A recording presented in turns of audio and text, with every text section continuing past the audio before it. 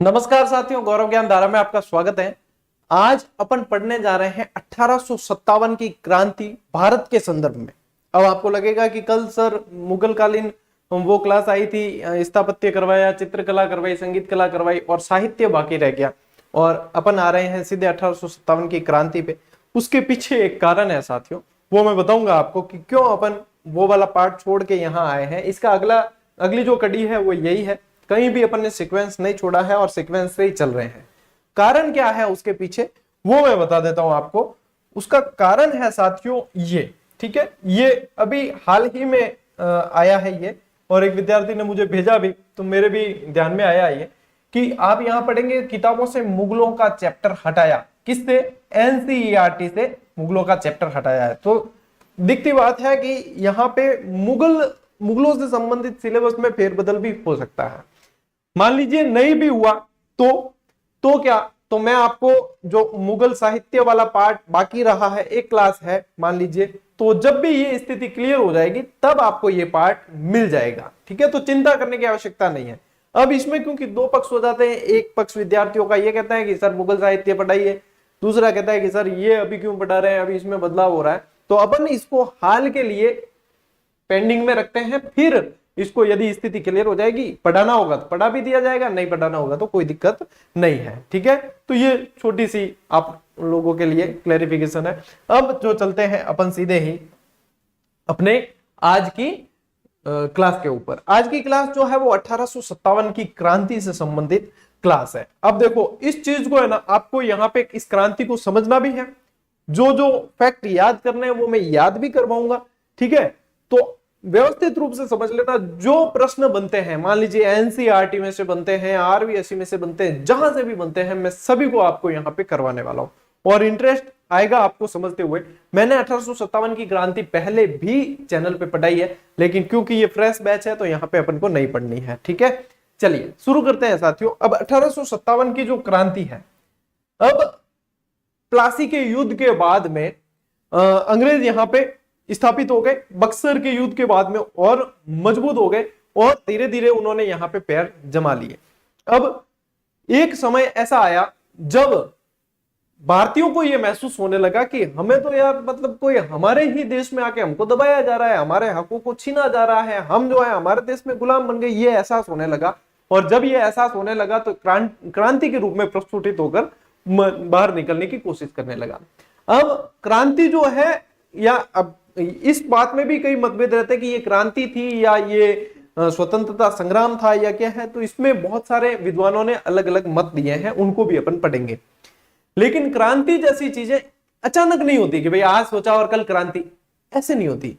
क्रांति एक लंबे समय से चली हुई प्रक्रिया है जो फिर किसी एक निश्चित समय पे सामने आती है।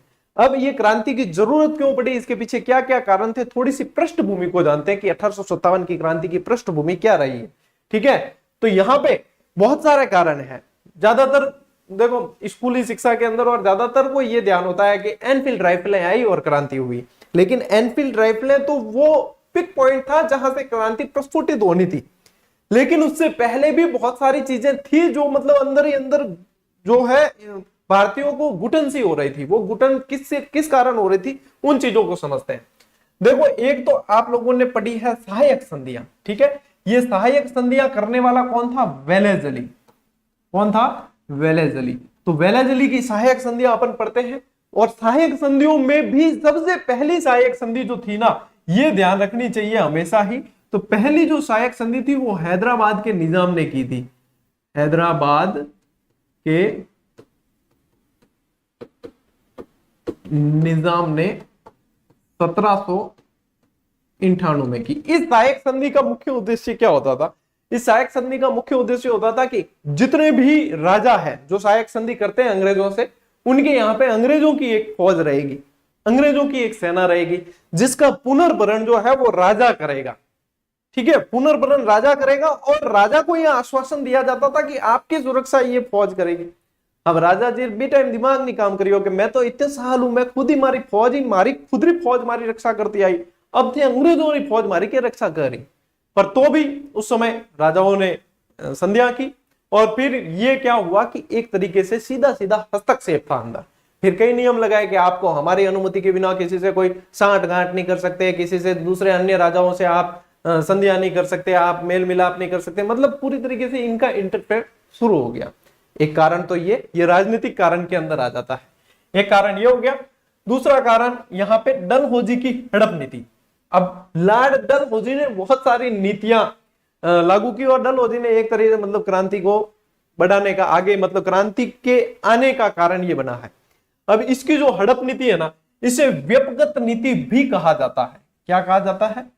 व्यपगत नीति, या फिर इसे एक और नाम से भी प्रश्न बन जाता है, डॉक्ट्रिन लैप।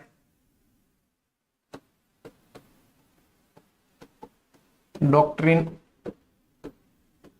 लैप यानी गोद निषेध प्रथा, जो यहां पे मैंने लिख रखा है आपके, गोद निषेध प्रथा। और एक ये क्या करता था, कुशासन का आरोप लगाकर हड़पने की कोशिश करता था। क्या भैया इनको तो शासन करना नहीं आता, ये तो बुरा शासन करते हैं, ऐसे करके अपने अंदर हड़प लेता था। कुशासन का आरोप लगाकर इन्होंने हड़पा अवध को।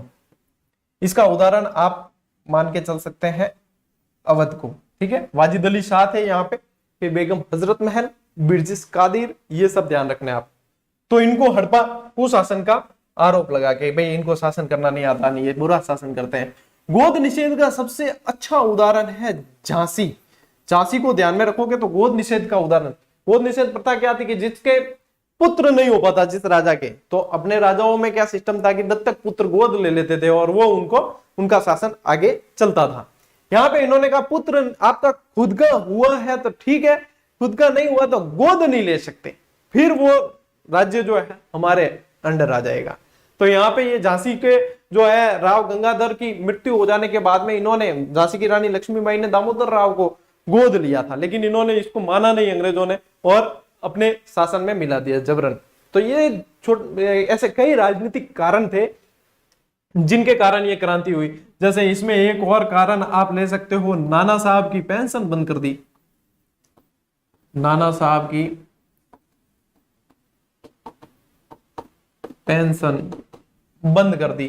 तो बहुत सारे राजनीतिक कारण है, ठीक है। एक 1849 में एक घोषणा भी की गई कि बाद में मतलब अपने बहादुर शाह जफर जो मुगल शासक थे उस समय, बहादुर शाह जफर की मृत्यु के बाद इनको जो है ये लाल किला और ये खाली करना पड़ेगा और कुतुब मीनार के पास में एक छोटे से कमरे में रहना पड़ेगा। ये सारी घोषणाएं वहां पे इन्होंने कर दी थी काफी सारी, ठीक है। तो ये सारी चीजें जो है राजनीतिक कारण, देखो एक तो हो गई ये। दूसरी चीज यहां से समझते हैं आर्थिक कारण। अब आर्थिक कारण में क्या है? आर्थिक कारण में यानी कि आर्थिक भेदभाव।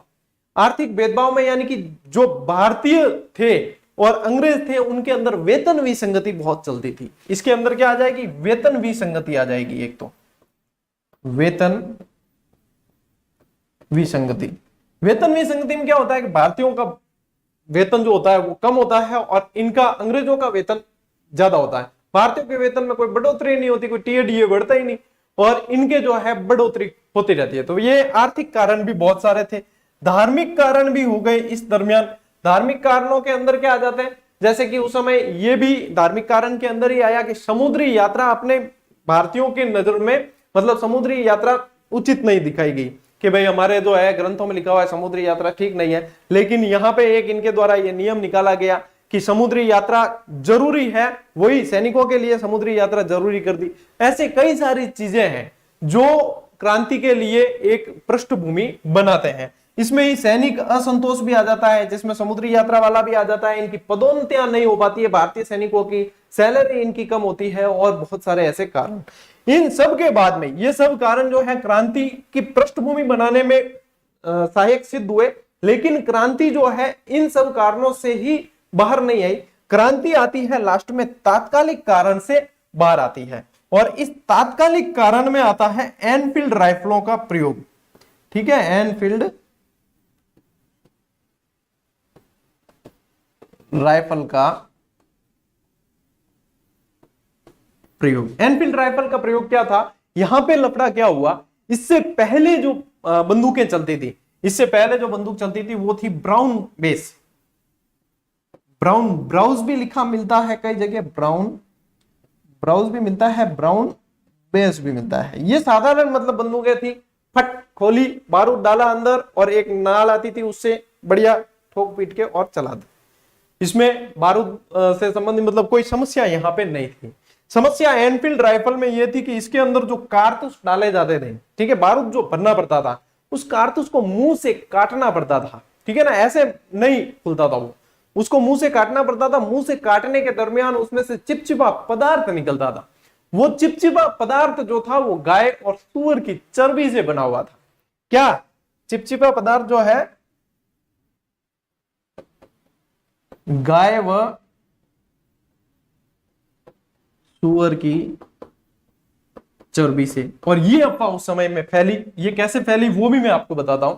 लेकिन ये बात कैसे सिद्ध हुई कि गाय और सूअर की चर्बी थी? तो यहां पे इन एनफील्ड राइफलों के कारतूस की जांच करने के लिए एक समिति भी बनी थी, ठीक है, इनकी जांच के लिए एक समिति बनी थी जो वी ए स्मिथ और जॉन विलियम के, ठीक है, जॉन विलियम के, ये के लिखा हुआ है, इनकी समिति ने यह माना कि वास्तव में इसके अंदर गाय और सूअर की चर्बी थी, ठीक है, प्रमाण के साथ बताया। देखो समिति का नाम बताया है, इससे पहले वाली क्लास में मैंने इस समिति का नाम नहीं बताया था। जैसे जैसे आगे बढ़ते हैं लेवल बढ़ता है, तो ये समिति का नाम ध्यान रखना, इन्होंने इसकी जांच की थी। भाई आने वाले समय में प्रश्न बन सकता है, बच्चे कहो मत के गुरुजी मान तो ध्यान ही कौन हो कि एड की समिति भी है जो इसकी जांच करी है। तो मैं बतायो था कि आ समिति है और आ जांच करी है एनफील्ड राइफल के मायने जो कारतूस प्रयोग हुए बिंगी, और आ चीज मैं खुद लिखी है कि इम गाय और सूअर की चर्बी ही, ठीक है। चलिए अब ये चीज आ गई आपके समझ में कि भैया हाँ ये क्रांति की पृष्ठभूमि है। अब अपन कराते हैं क्रांति। तात्कालिक कारण को थोड़ा सा मैं और समझाऊंगा आपको। तात्कालिक कारण ये मंगल पांडे वाली घटना है ना, यहां पे समझाएंगे आपको थोड़ा सा। अब आपके नोट्स मेकिंग पैटर्न पे चल रहे हैं, लेकिन समझना मैं एक एक चीज यहाँ पे और बहुत सारी चीजें आपको लिखवाऊंगा साथ में। तो पीडीएफ जब शेयर करूंगा टेलीग्राम पे, तो वहां से आपके पास में जो मैटर लिखा हुआ है कोई दिक्कत नहीं, जो एक्स्ट्रा मिल रहा है वो नोट कर लेना, ठीक है। चलिए आगे बढ़ते हैं। अब देखो क्रांति की नियोजित तिथि, ये प्रश्न जो है ये सीधे सीधे बनते हैं। भाई कोई भी क्रांति है या कोई भी ऐसा आंदोलन है, मान लो कुछ भी चीज है, आप जैसे आज की तारीख में आप काफी सारे मतलब बेरोजगार संघ वगैरह ऐसे संगठन संचालित हैं जो अपनी मांगों को रखने के लिए कोई ना कोई आंदोलन करते हैं। तो इनकी कोई निश्चित डेट निश्चित की जाती है और स्थान निश्चित किया जाता है, उसकी परमिशन ली जाती है, वहां पे आंदोलन किया जाता है। इसी तरीके से 1857 की क्रांति की एक नियोजित तिथि थी और नियोजित तिथि थी 31 मई 1857। नोट कर लेना, अच्छी तरीके से याद रखना है कि मई महीने की अंतिम तारीख, ठीक है। नियोजित तिथि क्या करेंगे, महीने भर कोई बिजी हो, मान लो काम धंधे में कोई लास्ट रे दिन जो है थान आनो है, ठीक है, महीनो पूरा हो जाना, अगलो महीनो शुरू होने पहला आपा क्रांति करदा। आ बात फिक्स कर दी, तो 31 मई 1857 को क्रांति की डेट निश्चित की गई, नियोजित तिथि, यानी कि इस दिन करनी थी। लेकिन आपको यदि पूछे कि क्रांति का प्रारंभ कब होता है, तो क्रांति का प्रारंभ 20 दिन पहले ही हो गया। क्रांति का प्रारंभ हो गया 10 मई 1857 को मेरठ से, प्रारंभ हुआ मेरठ से, ठीक है ना। यहां पे ये चीजें इंपॉर्टेंट है कि नियोजित तिथि क्या थी और क्रांति का प्रारंभ कहां से हुआ। प्रारंभ जो हुआ वो 20वीं नेशनल इन्फेंट्री के सैनिक थे, 20वीं नेशनल इन्फेंट्री के पैदल सैनिक थे, ठीक है, पैदल सैनिक थे। इन्होंने यहां से क्रांति की शुरुआत की। तो ये तो है क्रांति की नियोजित तिथि, और जो शुरुआत हुई उसकी बात है। कहां से हुई शुरुआत, मेरठ से हुई है शुरुआत, ठीक है। शुरुआत कहां से हुई, मेरठ से, और नियोजित तिथि थी ये। अब मेन मुख्य जो क्रांति के विफल होने का जो मतलब अंग्रेज उस समय अपन खदेड़ सकते थे बाहर, लेकिन उनको बाहर नहीं निकाला। और क्रांति के विफल होने का मुख्य कारण के अंदर यह आता है कि नियोजित तिथि से पूर्व क्रांति होना। मान लो कि कोई चीज निश्चित की गई है कि उस दिन होना है, सबके दिमाग में तो है उस दिन वहां जाना है, और पहले ही हो जाए तो देखो योजना का कोई मतलब नहीं रह जाता। आपके मैंने एक उदाहरण दिया था पहले भी कि मान लो एग्जाम की डेट आपकी फिक्स की गई कि 31 मई को एग्जाम होगा, लेकिन आपको 31 मई को एग्जाम नहीं होकर अचानक एग्जाम 10 मई को करवा दिया, तो आधो को तो पता ही नहीं होगा कि एग्जाम हो भी गया। तो बताओ फिर वो सफल होना है कि नहीं होना है। तो ये इस तरीके से समझना, आपको ध्यान आ जाएगा। अब देखो यहाँ पे एक पंक्ति लिखी हुई है, क्रांति से पूर्व की पहली घटना। क्रांति पूर्व, ये ध्यान रखना, क्रांति तो हुई है 10 मई 1857 को, क्रांति से पूर्व एक घटना होती है 29 मार्च 1857 को। वो घटना ये होती है कि मंगल पांडे द्वारा बाघ और ह्यूसन, दो अंग्रेज अधिकारियों की हत्या कर दी जाती है। अब क्यों हत्या की जाती है उसके पीछे की स्टोरी सुनो।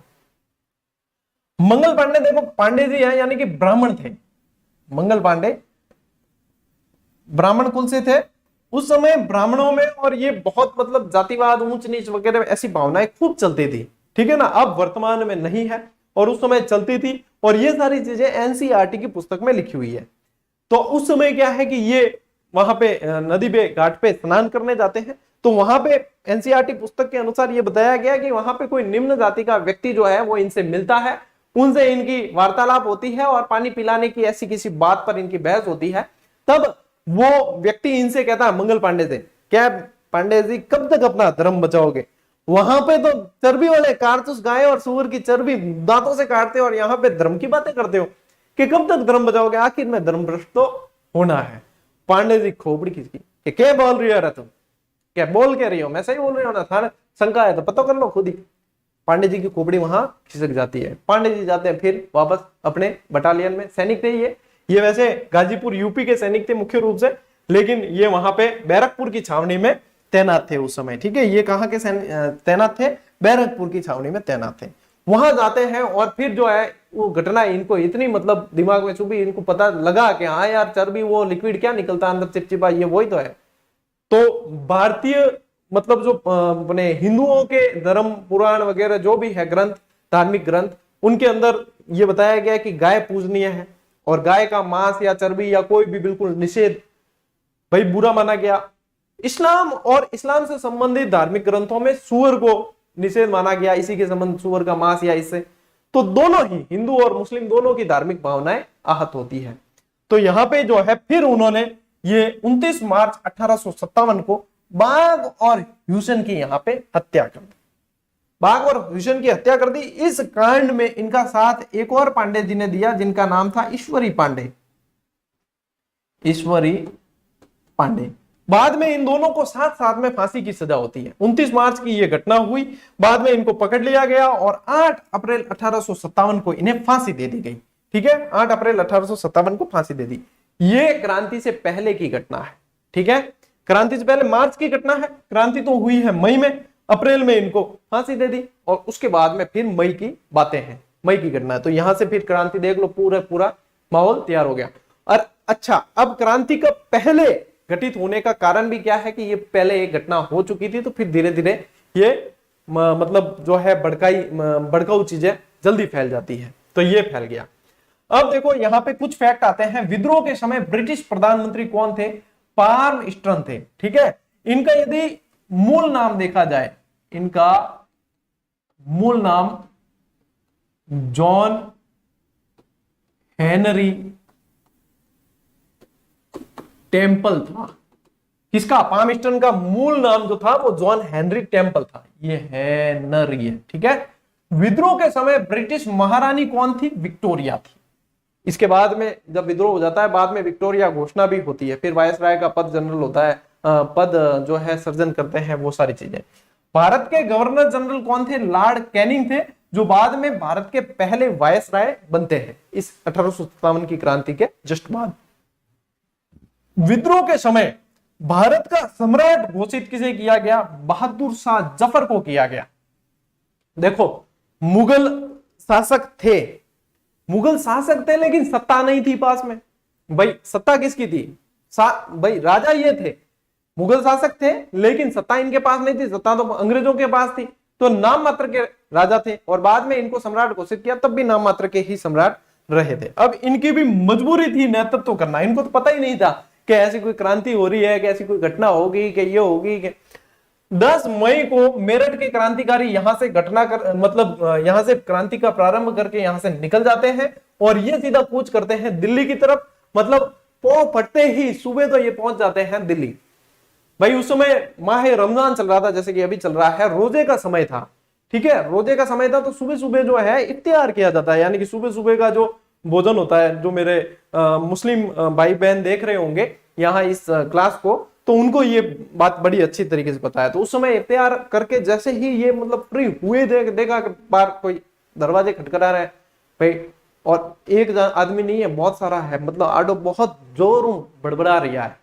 अब के कौन है, क्या बुलाओ बादशाह को, कहाँ है, फिर बहुत जैसे तैसे, मतलब उन्होंने तो कोई अनुशासन तो पालन किया ही नहीं कि भाई सम्राट से मिलने के लिए ये प्रोटोकॉल है, ये है वो, कोई लेना देना नहीं है उनके दिमाग में, तो बस धुन सवार थी। जाके सीधा ही बहादुर शाह जफर कहते हैं आपको हम सम्राट घोषित कर रहे हैं अंग्रेजों के खिलाफ क्रांति। बहादुर शाह जफर समझ में नहीं आयो कि के कहवे हैं, करनो के हैं, के है मैटर के हैं। तो क्या आपको सम्राट, हमारा सम्राट नेतृत्व करता घोषित किया जाता है और क्रांति है, आपके पास में कोई ऑप्शन नहीं है, आपको सिर्फ हाँ ही कहना है, विकल्प कुछ भी नहीं है। तो देखो बंदूक की नोक पे यदि किसी को कहा जाए क्या बोलो हाँ या ना, भी नहीं बोलो हाँ या हाँ, तो ऑप्शन ही एक ही है हाँ। तो फिर बाद में जो है इन्हें नेतृत्व तो स्वीकार करना पड़ा, और इनके जो मुख्य विश्वास पात्र थे बख्त खां, इसको सेनापति घोषित किया गया, क्रांतिकारियों की तरफ से सेनापति बख्त खां को घोषित किया गया। ठीक है, ये है सामान्य जानकारी जो मैं आपको एक वे में बता रहा हूं, इससे याद अच्छी तरीके से हो जाएगी। और आपको कहीं प्रेजेंटेशन देनी पड़े, मान लो आप भी तो शिक्षक बनने के लिए पढ़ रहे हो ना, तो स्कूल में आपको प्रेजेंटेशन देनी पड़ेगी, तो आपके अंदर भी ये स्किल्स थोड़ी सी डेवलप हो जाएगी, आप भी अच्छे तरीके से इंटरेस्टिंग बना के पढ़ा पाओगे। अब बढ़ते हैं अपन आगे। अब देखो क्रांति है तो क्रांति की कहीं ना कहीं योजना बनेगी, है ना, क्रांति की योजना बनेगी। भाई काम करना कैसे, खाली यूं थोड़ी क्या ओ क्रांति क्रांति क्रांति, यहाँ थोड़ी काम है। क्रांति की कहीं व्यवस्थित योजना भी तो होगी कि भाई इस तरीके से ये रणनीति है, इसको फॉलो किया जाए। ठीक है, तो क्रांति की जो योजना है वो अजीमुल्ला और राणोजी बापू द्वारा लंदन में बनाई गई। अजीमुल्ला का एक और नाम है जो आप सब ध्यान रखेंगे, इन्हें क्रांति दूत के नाम से जाना जाता था, इन्हें क्रांति दूत कहा जाता था। ठीक है, अजीमुल्ला नाना साहब के विश्वास पात्र थे, सलाहकार कह सकते हो आप, और ये राणोजी बापू, इनको लंदन भेज के ये बनाई गई। राणोजी बापू जो है सतारा के शासक के सलाहकार थे।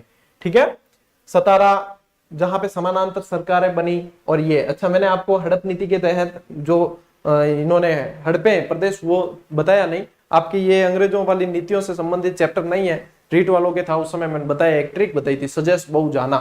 तो सतारा, जैतपुर, संभल, बगाट, उदयपुर, झांसी, नागपुर, इस ट्रिक से ये पूरा ही आ जाता है, सजेस्ट बहु जाना।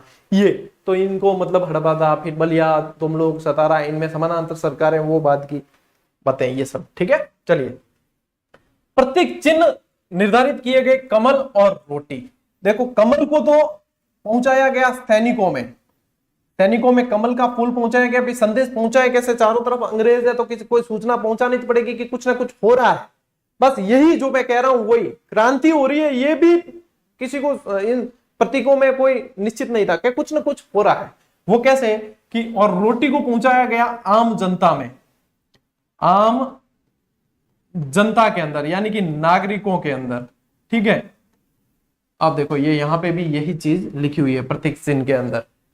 अब ये क्या था कि आम मतलब रोटी का मतलब यूं नहीं है कि एक जगह को दिल्ली में थोड़ो भर रोटी बना दी और एक जना ने भेज दियो कि सब जगह रोटी बांटना, ऐसे नहीं है। रोटी का मतलब है कोई एक व्यक्ति जो है भाई 5 रोटियां लेकर चला, तो एक इस गांव के चौकीदार को दी, एक इस गांव के चौकीदार को दी, एक इसको दी, उनको वापस ये संदेश दिया कि आगे तुम्हें जो है 5 रोटियां और बना के आगे और पहुंचानी है इनको, कि क्यों जी को तो बाद में ध्यान पड़ जाए जो कहो जो करो। ठीक है, ए बताइए। और कमल के फूल पहुंचाए गए सैनिकों के मध्य, यानी कि कुछ ना कुछ है, आगे जो हमें संकेत मिलेंगे उसके अनुसार काम करना है। तो ये चीजें हैं। क्रांति का तत्कालीन कारण मैंने बहुत अच्छी तरीके से आपको बता दिया, ब्राउन बराउज की जगह एनफील्ड राइफलों का प्रयोग किया गया, और ये सारी चीजें मैं आपको क्लियर कर चुका हूं। अब देखो क्रांति के समय ब्रिटिश सेनापति, यानी जो ब्रिटिश मुख्य सेनापति था वो भी तो कोई ना कोई होगा। तो यहां पे जो है आपको 3 व्यक्तियों के नाम ध्यान रखने जो क्रमशः है ब्रिटिश सेनापति, यहां मैं बता देता हूं क्रमशः। जॉर्ज एनिसन या जॉर्ज एनिसन भी लिखा मिलेगा आपको, ये सबसे पहले थे, इनके बाद में पैट्रिक ग्रांट बने, और उसके बाद में कॉलिन कैंपबेल बने। तो या तो आप याद कर लो इसको एपीके, या कोई एप्लीकेशन होती है तो भी एपीके यूज किया जाता है, तो अपाक याद कर लो या जपाक याद कर लो। देखो जपाक याद करोगे ना तो जॉर्ज एनिसन, प पैट्रिक ग्रांट और क कॉलिन कैंपबेल, तो या तो याद कर दो जपाक, ये जपाक मैं ऐसे लिख रहा हूं, आप जपाक वैसे भी लिख सकते हो, एक ट्रिक ये भी हो सकती है, चपाक याद कर लो या अपाक याद कर लो, याद हो जाएगा आप। ठीक है, तो ये ब्रिटिश सेनापति थे जो यहां से, ये तत्कालीन 1857 की क्रांति के समय का भारत है। यहां पे ये जो आप खाली स्पेस देख रहे हो वो तो है मतलब अंग्रेज शासित प्रदेश नहीं है, और ये जो है अंग्रेज शासित प्रदेश है जहां पे लाइनिंग दिख रही है। ठीक है, जैसे कि ये तो हो गया, देखो आपने राजपूताना, राजस्थान हो गया, फिर ये पंजाब वाला क्षेत्र है, लाहौर, मुल्तान, पटियाला, ये अवध जिसे कुशासन का आरोप लगाकर हड़पा गया, ये लखनऊ बेगम हजरत महल से मतलब संबंधित यही थे, नाना साहब थे यहां से संबंधित, ये इलाहाबाद, पटना, बिहार, यहाँ बिहार में आरा, जगदीशपुर के अंदर कुंवर सिंह थे, बंगाल, नागपुर, उड़ीसा, ठीक है, सूरत, ये सारा सतारा, ये देखो यहां से। तो ये तत्कालीन का नक्शा है 1857 के समय का। तो इसमें जो लाइनिंग वाली चीजें हैं वहां पे अंग्रेज शासित प्रदेश थे, तो आप इसको अच्छी तरीके से समझ सकते हो समझने के हिसाब से। ठीक है, चलिए मैं आगे लेकर चलता हूं आपको। ये जो सारणी है ये मुख्य सारणी है, अभी मैं इसमें बहुत सारी जानकारी आपको और भी बताऊंगा। मोस्ट ऑफ प्रश्न 60% चांस रहते हैं, 65% चांस रहते हैं किसी एग्जाम में यदि 1857 की क्रांति सम्मिलित की गई है तो यहां से प्रश्न बनाया जाए। ठीक है, तो यहां से प्रश्न बहुत बनते हैं, इसलिए एक एक चीज को अच्छी तरीके से ध्यान रखना। इसके अंदर मुख्य मुख्य सारी चीजें आ गई, और नहीं आई है वो मैं बता दूंगा। ठीक है, चलिए सबसे पहले देखो नंबर 1, भाई मेरठ से क्रांति की शुरुआत हुई, क्रांतिकारी गए कहां? सबका टारगेट एक ही होता था, दिल्ली चलो। गए कहां? दिल्ली। दिल्ली फटते ही पहुंच गए थे, लेकिन वहां दिल्ली में जो क्रांति हुई वो भाई चाय पानी नाश्ता वगैरह करिए, एक दिन निकल गो, आगे 12 तारीख ने हुई है। तो होती कब है? इसमें आपके 12 मई, विद्रोह प्रारंभ की तिथि 12 मई 1857। यहां कौन थे? बहादुर शाह जफर थे और बख्त खां। सैन्य नेतृत्व यानी कि सेनापति किसको बनाया गया? बख्त खां को बनाया गया। 12 मई 1857 प्रारंभ होती है, विद्रोह का केंद्र दिल्ली रहता है, और इनके सामने जो थे वो जॉन निकलसन हडसन थे। ठीक है, जॉन निकलसन और हडसन थे, ब्रिटिश नायक यानी ब्रिटिश सेनापति। समाप्ति की तिथि यदि देखी जाए तो 21 सितंबर 1857 है। जैसे समाप्ति की पूछी नहीं जाती, प्रारंभ की ही पूछी जाती है, तो मुख्य जो जोर दोगे आप वो प्रारंभ पे दोगे। ठीक है, यहां से हो गई। फिर अपन बात करते हैं नाना साहब एवं तात्या टोपे। ये क्रांति होती है, यहां पे शुरुआत होती है 5 जून 1857 को। ठीक है, तो यहां ये होती कहां से है? कानपुर से। तो कहां से? तो कानपुर, और न से नाना साहब, ये ध्यान रखना है, कानपुर से इस क्रांति का शुरुआत होता है। और नाना साहब को एक और नाम से भी जानते थे, इन्हें धोंदू पंत भी कहा जाता था। धोंदू पंत भी कहा जाता था। नाना साहब क्यों चिड़े हुए थे अंग्रेजों से? इनकी पेंशन बंद कर दी थी, इनकी पेंशन बंद कर दी थी, तो इन्होंने यहां पे क्रांति की। इनके सामने कौन थे? क से कानपुर और क से कैंपबेल। ठीक है, 6 सितंबर 1857 तक ये क्रांति चलती है। नाना साहब भी संघर्ष करते हैं। एक मतलब एक स्थान है कानपुर के अंदर बीबी घर, कानपुर के अंदर एक स्थान है बीबी घर। ठीक है, उस स्थान को क्या कहा जाता है? बीबी घर में अंग्रेजों का बहुत जबरदस्त कत्लेआम किया इन्होंने, अंग्रेजों का कत्लेआम किया। लेकिन अंग्रेजों के पास में मतलब हथियार बहुत ज्यादा थे, सुसज्जित सेना थी, और कुल मिला के इनके पास में सैन्य शक्ति थी। ठीक है ना, एक व्यवस्थित सैन्य शक्ति। क्रांतिकारियों के पास में तो क्या इतने हथियार भी नहीं थे, व्यवस्थित सैन्य शक्ति नहीं थी। फिर बाद में इनका भी आंदोलन क्रांति को यहाँ पे कुचल दिया गया। बाद में जो है ये यहाँ से ग्वालियर, और ग्वालियर से फिर चले जाते हैं नेपाल। तो ये बाद में कहां चले जाते हैं? नेपाल। बेगम हजरत महल। अब बेगम हजरत महल जो है किसकी बेगम थी? ये थी आपके वाजिद अली शाह की बेगम थी, वाजिद अली शाह की बेगम थी। अब वाजिद अली शाह नेतृत्व नहीं कर सकते हैं और कुशल नेतृत्व नहीं करते हैं, ये आरोप लगाकर, यानी कुशासन का आरोप लगाकर अवध को जो है इन्होंने अपने अंदर मिला दिया। ये अवध के थे, तो अवध को इन्होंने कुशासन का आरोप लगाकर मिला दिया था। इनका जो क्रांति का विद्रोह का प्रमुख केंद्र रहा था वो लखनऊ रहा था, और ये थे कहां से? अवध से। अब देखो ये अवध जो है इससे बहुत सारे प्रश्न बनते हैं। अवध से क्या प्रश्न बनते हैं? अवध को सैनिकों की पौधशाला कहा जाता है। उस समय सैनिकों की, यदि आपको पूछे कि 1857 की क्रांति के समय सबसे ज्यादा सैनिक कहां से थे, तो वो अवध से थे। इसीलिए इसको सैनिकों की पौधशाला कहा जाता है। अवध के बारे में डलहौजी ने इसे चेरी या गिलास फल कहा। क्या कहा? ये प्रश्न बना था, और जब बना ना तब क्या जबरदस्त बातें चली थी इसकी, और ये पढ़ाया भी था मैंने। डलहौजी ने चेरी या गिलास फल कहा। ये कहता है कि ये तो एक गिलास फल है, चेरी है, जो अपने मुंह में स्वतः ही आके गिरेगा। ये कहा कब? ये कहा 1851 के अंदर कहा, और 1856 में हड़प नीति के तहत इसे हड़प लिया था। ठीक है, किसने कहा, किसके बारे में कहा, ये चीजें पूछी जाती है। फिर बाद में देखो इनको अपदस्थ कर दिया वाजिद अली शाह को, तो बेगम हजरत महल जो है वो बिरजिस कादिर को, इनका पुत्र था बिरजिस कादिर को शासक घोषित करके और क्रांति का बिगुल बजा देती है। ठीक है, ये चीज मैं थोड़ा सा इसको हटा देता हूं ताकि आप लोगों को और अच्छे से समझ में आएगा। बेगम हजरत महल को एक और नाम से जाना जाता है, इसे कहा जाता है महक परी। महक परी, देखो एक तो महक परी और एक महल परी।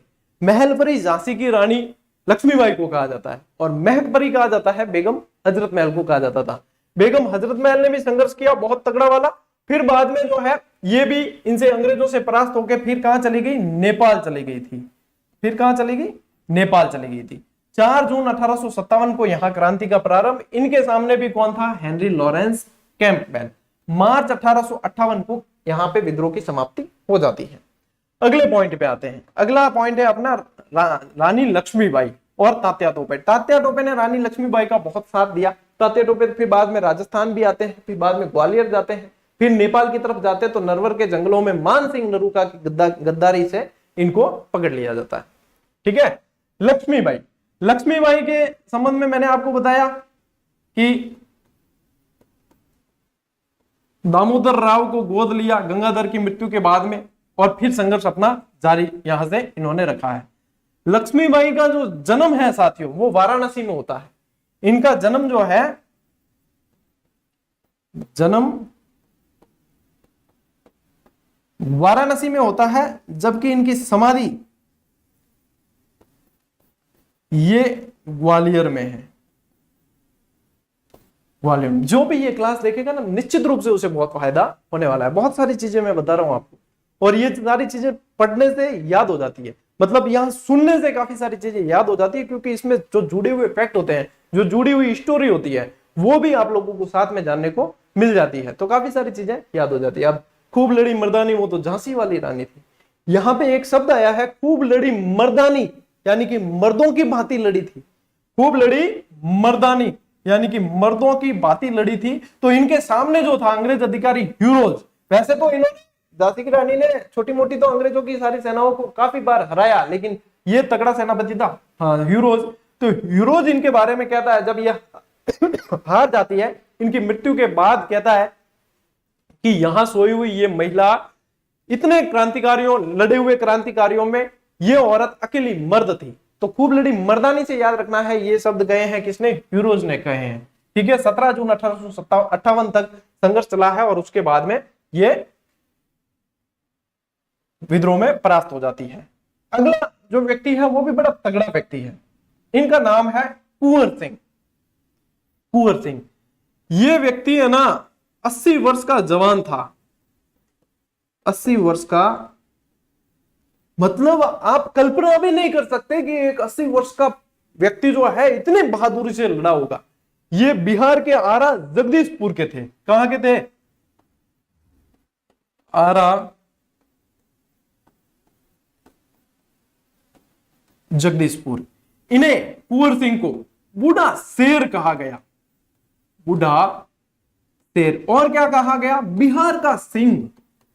बिहार का सिंह कहा गया। और इनकी एक और उपाधि है, वो भी ध्यान रखना, इन्हें 1857 की क्रांति का भीष्म पितामह कहा गया। भीष्म कहा गया। इतना इनके अंदर मतलब संघर्ष करने की इतनी मतलब अंदर भावना थी, इतने इनका समर्पण था कि अंग्रेजों की एक गोली इनके कंधे पर लगी तो कंधे का मतलब वो तो हाथ काट के जो है नदी में फेंक दिया, गंगा को समर्पित कर दिया, लेकिन लड़ना नहीं छोड़ा कि गोली अंदर लगी है, जहर फैल जाएगा तो मैं लड़ नहीं पाऊंगा, हाथ काट के समर्पित कर दिया। आज की तारीख में अपार नखरे पाड़ली चमड़ी है नहीं, आ थोड़ी घी हो जाए ना अपर जीव खन खन करे दुख्यार यहाँ करा। ऐसे ऐसे व्यक्ति रहे हैं भारतीय इतिहास के अंदर जिनसे हमें मतलब बहुत सारी प्रेरणा लेने को मिलती है। 80 वर्ष की उम्र, कल्पना तो करो 80 वर्ष, मतलब 80 साल डोकरा आज देखो थे, मतलब नहीं कर सके और संघर्ष। और ये व्यक्ति जो है लड़ा बहुत तगड़ी तरीके से और झंडा लेकर ही शहीद हो गया। इसका नाम था कुंवर सिंह। कुंवर यानी कि जवानी तो मतलब नाम के अंदर ही थी। 80 साल का जवान मैं इसीलिए इन्हें कहता हूं, ठीक है ना, 80 वर्ष का जवान था ये। तो ये कुंवर सिंह जो है अगस्त 1857 यहाँ पे शुरुआत होती है। इनके सामने जो थे वो विलियम टेलर और मेजर विंसेंट एयर थे। 1858 तक ये भी संघर्ष करते हैं। इसके बाद में फिर ध्यान रखेंगे आप लियाकत अली। लियाकत अली 1857 के अंदर ही ये स्थान पूछा जाता है इलाहाबाद। ये कहां से संबंधित थे? इलाहाबाद से। यहां पे याद ऐसे रखना इलियाकत अली। क्या याद रखोगे? इलियाकत अली। तो ई से इलाहाबाद और लियाकत अली आपको ऐसे ही याद हो जाएगा। इनके सामने कौन थे? कर्नल नील थे। 1858 में ये संघर्ष समाप्त होता है। फिर यहां पे खान बहादुर खान कहां के थे? बरेली के थे। और इनको याद कैसे रखोगे? केबी खान बहादुर खान बरेली, ठीक है, इस तरीके से याद रखना। केबी खान बहादुर खान बरेली, ये स्थान याद रखने होते हैं, प्रश्न यहीं से बनते हैं। सामने कौन था? हडसन था। फिर देखो एक व्यक्ति और है, इनके बारे में भी क्या कहें आपको। ये सारे जो चीजें मैं बता रहा हूं ना आपको, ये एनसीईआरटी में ऐसे की ऐसे लिखी हुई है, एनसीईआरटी की पुस्तक के अंदर ऐसे कैसे लिखी हुई है। फिर इसके बाद में आते हैं आपके मौलवी अहमदुल्ला। मौलवी अहमदुल्ला ऐसे व्यक्ति थे जिनके ऊपर अंग्रेज सरकार ने 50,000 का इनाम रखा था।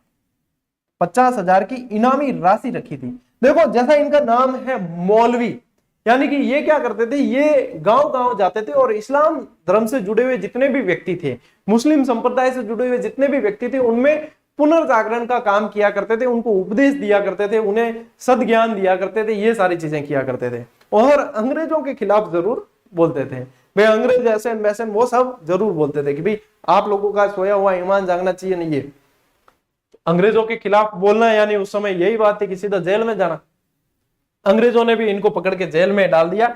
जब उसके बाद में ये वापस रिहा हो गया। अच्छा, इससे पहले मैं बताऊं एक आपको इनके बारे में कुछ चीजें। इन्हें सिकंदर शाह के नाम से भी जानते थे, सिकंदर शाह के नाम से जानते थे, ठीक है। और इन्हें मुस्लिम संप्रदाय से जुड़े हुए लोग मोहम्मद साहब का अवतार भी कह देते थे, क्योंकि धार्मिक भावना का प्रचार करते थे। इसके अलावा इनको जनता ने डंका शाह नाम दिया। जनता ने डंका शाह नाम दिया। डंका शाह नाम क्यों दिया? देखो जहां पे भी धार्मिक प्रचार के लिए जाते तो आगे जो है एक व्यक्ति डंका बजाते बजाते चलता था और पीछे जो है इनके अनुयायी चलते थे। फिर डंका बजाते बजाते चलता, तभी तो फिर पता चलता कि और मौलवी साहब अहमदुल्ला साहब आए हैं। फिर बाद में वो सारा अंग्रेजों की ऐसी तैसी करते थे, मतलब प्रचार धार्मिक प्रचार करते थे और अंग्रेजों की तो ऐसी तैसी करते थे। फिर अंग्रेजों ने इनको जेल में डाला। जेल से जब छूट के आए तो एक क्रांतिकारी के रूप में, मतलब पूरे के अंग्रेजों से जेल से छूट गए तो फैजाबाद के जो लोग थे इन्होंने इनको नेतृत्व दे दिया और उसके बाद में इनके नेतृत्व में संघर्ष किया। इनके सामने भी कर्नल नील था, ठीक है। तो ये चीज आपको ध्यान में रखनी। ये डंका शाह वाला एनसीईआरटी में हूबहू ऐसे का ऐसे दिए रखा है, आने वाले समय में प्रश्न बन सकता है। 50,000 का इनाम घोषित किया था, ये भी ध्यान रखना। अजीमुल्ला, जिन्हें क्रांति दूत के नाम से भी जाना जाता है, ये फतेहपुर में संघर्ष करते हैं। इनके सामने था जनरल रेनर। ये सारी चीजें मैंने आपको स्थान के अनुसार बताई है, सबकी सब, ठीक है। इसके अलावा एक व्यक्ति और ध्यान रखना आप, एक व्यक्ति ध्यान रखोगे जिसका नाम था शाहमल। शाहमल, शाहमल जो है ना यूपी बड़ौद से संबंधित थे। यूपी बड़ौद से संबंधित, इनका स्थान पूछा जाता है, यूपी बड़ौद से संबंधित थे। ये क्या करते हैं, ये भी अंग्रेजों के बनाए हुए, मतलब ज्यादातर तो पुलिया बुलिया ऐसे अंग्रेजों की निर्माण की हुई सामग्री होती है ना, उन्हें उड़ा दिया करते थे, उनको नष्ट कर दिया करते थे। और इन्होंने एक बार ऐसा माहौल बना दिया था कि अंग्रेज तो चले गए भारत छोड़ के, लेकिन बाद में जो है अंग्रेज इनको भी गिरफ्तार करके ले जाते हैं। तो ये भी याद रखेंगे आप। और एक और है गोनू, वो सिंहभूम से थे, ये भी एनसीईआरटी के अंदर दे रखा है। गोनू आपके कहां से थे? सिंह भूमि से संबंधित थे और ये कोल जाति के जो लोग थे उनमें जन जागरूकता का काम किया करते थे। इनका स्थान पूछ सकते हैं, इसलिए ध्यान रखना। ठीक है, चलिए ये मोस्ट इंपॉर्टेंट चीजें आप लोगों को जो याद रखनी थी, ये क्रांति पूरी आपके करवा दी। अब इसके बाद में देखो क्रांति की प्रकृति और महत्वपूर्ण पुस्तकें ये पूछी जाती है। अब क्रांति की प्रकृति, अब क्रांति हो गई, ये हो गई। अब देखो क्रांति के असफल होने के कई सारे कारण थे। क्रांति असफल हुई, लेकिन पूरी तरीके से असफल कहना भी न्याय संगत नहीं है, क्योंकि यहां से वे चीज पता चली भारतीयों को अपने सामर्थ्य के बारे में जानने को मिला कि यदि हम एक होते, यदि हमने सही नियम नीति के अनुसार जितने जो बनाई थी रूपरेखा उसके अनुसार कार्य किया होता, तो आज निश्चित रूप से अंग्रेजों ने तो मतलब बोरिया बिस्तर बांधना शुरू कर दिए थे कि अब तो जाना पड़ेगा। लेकिन फिर बाद में जो है अपने यहीं पे कमी थी, क्योंकि अपने एक तो शिक्षित वर्ग ने साथ नहीं दिया, कई शासकों ने साथ नहीं दिया, बहुत सारे कारण थे असफलता के। निश्चित समय पे इसको शुरू नहीं किया, क्रांति की सूचना एक जगह समाप्त हो जाती तब दूसरी जगह पहुंचती, तो अंग्रेजों को मौका मिलता गया दमन करने का। काफी सारी चीजें असफलता के पीछे रही है। अब इनको जो है अलग अलग नाम दिए गए, वो पढ़ते हैं। सर जॉन लॉरेंस और थिले ने पूर्णतः सैनिक विद्रोह कहा कि ये तो पूरी तरीके से सैनिक विद्रोह था, इसमें आम जनता की हिस्सेदारी नहीं थी, इसमें जो विद्वान लोग थे उनकी हिस्सेदारी नहीं थी, ये सब कहा गया। आपको शब्द ध्यान रखना है, पूर्णतः सैनिक विद्रोह। पूर्णतः सैनिक विद्रोह किसने कहा? थिले ने और लॉरेंस ने। देखो किसी भी कपड़े को पूर्ण करने के लिए उसको सिलना पड़ता है, तो पूर्णतः कहा किसने? सिले और लॉरेंस ने। ठीक है, LER रीज, ये जो अंतिम शब्द होते हैं ना इनको ध्यान रखा करो। LER रीज, रीज ने क्या कहा? ईसाई धर्म के विरुद्ध धर्म युद्ध था ये। अब ये ईसाई धर्म से संबंधित है भाई, ईसाई मिशनरियों का भी यहाँ पे प्रचार प्रसार चल रहा था। एक धार्मिक कारण में ये भी सम्मिलित था कि जो ईसाई धर्म ग्रहण करेगा उन्हें कहीं भी उनके अधिकारों से वंचित नहीं किया जाएगा, और ये सारी मतलब बहुत खुल के प्रचार प्रसार किया जा रहा था। तो यहाँ पे ये इनका कहना है कि ईसाई धर्म के विरुद्ध ये एक धर्म युद्ध था। होम्स कहते हैं कि सभ्यता और बर्बरता का संघर्ष था। होम्स क्या कहते हैं? सभ्यता और बर्बरता का संघर्ष था। सभ्य कौन? अंग्रेज। बर्बर कौन? अपा।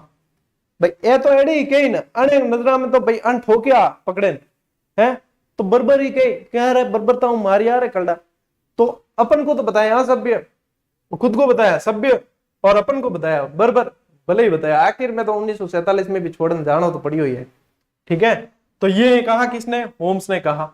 जेम्स आउटरम क्या कहते हैं कि ये हिंदू मुस्लिम षड्यंत्र था, कि हिंदू और मुस्लिम दोनों जो है इन्होंने मिलकर षड्यंत्र रचा है ये। क्योंकि सेना में कौन? हिंदू भी थे मुस्लिम भी थे। अच्छा, जनता में कौन? हिंदू और मुस्लिम ही तो थे। तो इन दोनों ने मिलकर अपने खिलाफ षड्यंत्र रचा, तो ये हिंदू मुस्लिम षड्यंत्र। डिसरेली, ये मोस्ट इंपॉर्टेंट है, राष्ट्रीय विद्रोह की संज्ञा देते हैं। मजूमदार भारतीय स्वतंत्रता का संग्राम नहीं, ये ध्यान रखना, नहीं कहते हैं मजूमदार कि भारतीय स्वतंत्रता का, ये कहते हैं न तो ये संग्राम था, न ये पहला था, न ये कुछ ऐसा। इन्होंने मतलब स्पष्ट ये चीज कही नहीं। जबकि एसएन सेन कहते हैं कि भारतीय स्वतंत्रता का संग्राम था। तो मजूमदार जो है इन्हें पहला 1857 की क्रांति का पहला सरकारी इतिहास का नियुक्त किया गया था मजूमदार को। लेकिन इनकी और जो है अंग्रेजों की भाई विचार मिले नहीं, तो बाद में फिर इनको हटा के एसएन सेन को फिर बाद में नियुक्त किया गया है। ठीक है, एसएन सेन। अब इनकी कुछ पुस्तकें जो 1857 की क्रांति संबंधित पूछी जाती है, मोस्ट इंपोर्टेंट जो है वो बता रहा हूं आप लोगों को। 1857 ये एसएन सेन की है। अब सेन इसमें लिखा हुआ ही है, VE हटा देना तो आपको याद रह जाएगा। 1857 the great rebellion, Ashok Mehta की पुस्तक है। देखो सम्राट अशोक, महान सम्राट अशोक, ग्रेट कौन थे? अशोक। तो ग्रेट रिबेलियन कौन कहते हैं? किसकी पुस्तक है? अशोक मेहता की। The sepoy mutiny and the revolt of 1857 RC Majumdar की पुस्तक है। The first Indian war of independence, Marx and Engels. The Indian war of independence 1857, थोड़ा सा ही अंतर है दोनों के नाम में, ध्यान देना। VD सावरकर की ये पुस्तक है। तो ये 1857 की क्रांति के ऊपर लिखी हुई पुस्तक है। कुछ क्लास अभी पूरी नहीं हुई है, रुको जरा, सब्र करो। हाँ, कुछ महत्वपूर्ण तथ्य और आपको बता देता हूं। एक्स्ट्रा फैक्ट, रानी लक्ष्मीबाई की मृत्यु पर भारतीय क्रांतिकारियों में यहां सोई हुई औरत अकेली मर्द है, किसने कहा? जनरल हीरोज ने। स्पेशली यहां पे और क्यों दिया? क्योंकि मोस्ट इंपॉर्टेंट है। मैं आपको बता तो चुका हूं मोस्ट इंपोर्टेंट है। 1857 की क्रांति से पूर्व ऐसी ही घटना 1817 में खुर्दा उड़ीसा में भी हुई थी, लेकिन वहां पे इतनी व्यापक रूप से नहीं हो पाई, ये व्यापक ज्यादा थी 1857 वाली। 1857 की क्रांति से संबंधित द रिलीफ ऑफ लखनऊ नामक चित्र किसने बनाया? ये मोस्ट इंपोर्टेंट प्रश्न हो गया है जब से बना है, रीट में बना था ये कैसा प्रश्न बना? किसी ने एनसीईआरटी पढ़ी तो भी ध्यान नहीं दिया होगा। यही वो चित्र है, ठीक है, यही वो चित्र है जो थॉमस जॉन्स बार्कर का है। इस चित्र के नीचे यहाँ पे एक पंक्ति एनसीईआरटी में लिखी हुई है, इस चित्रकार की थॉमस जॉन्स बार्कर लिखी हुई है। अब किताबें पढ़ते हैं ना अपन, एनसीईआरटी भी पढ़े तो फैक्ट देखते हैं, स्टोरी देख लेते हैं, सब कुछ देख लेते, चित्रकार इतने चित्र दे रखे हैं, सबके नीचे के नाम थोड़ी देखते हैं। ये आ गया यूं का यूं, न तो किसी पुस्तक में, मेरी पुस्तक में भी नहीं था, ठीक है, न किसी पुस्तक में, थेमल ग्रंथ उठान दे किताब भी में भी कोना, अब सब में है, अब सभी के अंदर शामिल किया गया है। न किसी पुस्तक, एनसीईआरटी जिन्होंने पढ़ी, जिन्होंने सिर्फ एनसीईआरटी पढ़ी, उन्होंने भी ध्यान नहीं दिया कि ऐसे भी प्रश्न बन सकते हैं। तो बहुत कौतूहल का विषय रहा था ये उस समय, लेकिन अब तो सभी पढ़ाते हैं, अपन ने भी बता दिया, ठीक है। 1857 के बाद भारत में गवर्नर जनरल का पद समाप्त करके वायसराय का पद बनाया गया, और पहले जो वायसराय बने वो लॉर्ड कैनिंग बने, और इन्हें जो है दयालु वायसराय या दयालु गवर्नर जनरल कहा जाता है, क्योंकि 1857 की क्रांति के बाद में जिन जिन पे दोष लगाए गए थे, जिन पे दोषारोपण किया था, उन सबको इन्होंने माफ कर दिया था, ठीक है। तो ये चीज आपको ध्यान रखनी है, और ये चित्र भी आपको साथ ही बता दिया है।